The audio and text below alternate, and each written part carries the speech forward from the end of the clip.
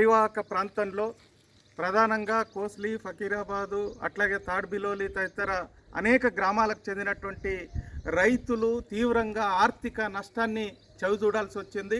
ఈరోజు SRSP back వాటర్తో పాటు పైనుంచి వచ్చేటువంటి నీళ్లు ఈరోజు గత 40-45 సంవత్సరాలుగా ఎప్పుడూ లేనంత మునక ఈరోజు రైతు పొలాల పంటల్ని మునిగిపోయినటువంటి పరిస్థితి ఉన్నది.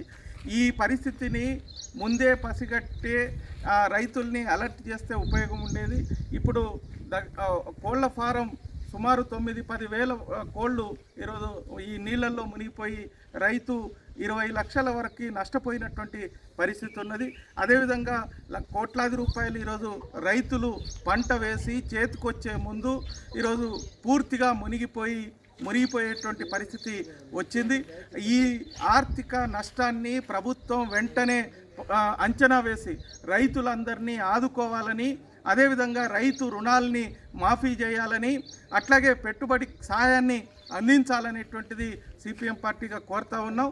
ఈ తీవ్రమైనటువంటి ఆర్థిక నష్టానికి ఏదైతే ప్రకృతి బీభత్సం మూలంగా జరిగిందో ప్రజల్ని ఆదుకోవాల్సినటువంటి బాధ్యత ప్రభుత్వం పైన ఉన్నది.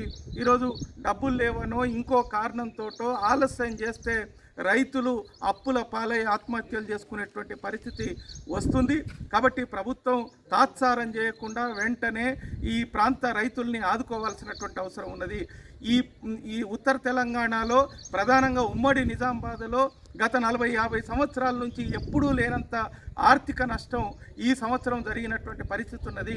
కాబట్టి కేంద్ర ప్రభుత్వం దీన్ని జాతీయ విపత్తుగా ప్రకటించి ఇతోధికంగా ఆర్థిక సహకారాన్ని అందించాలా.